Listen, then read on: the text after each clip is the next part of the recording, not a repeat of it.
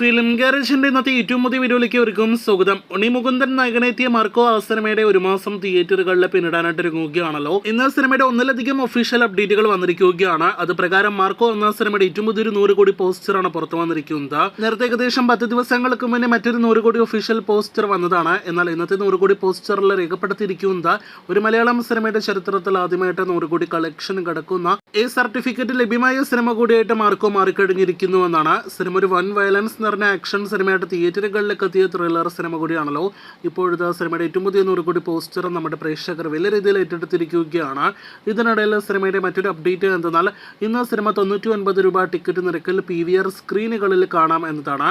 ഇന്ന് cinema lovers ദിനം പ്രമാണിച്ചാണ് ആ ഒരു ഓഫർ സിനിമയ്ക്കായിട്ടും ഉള്ളത്.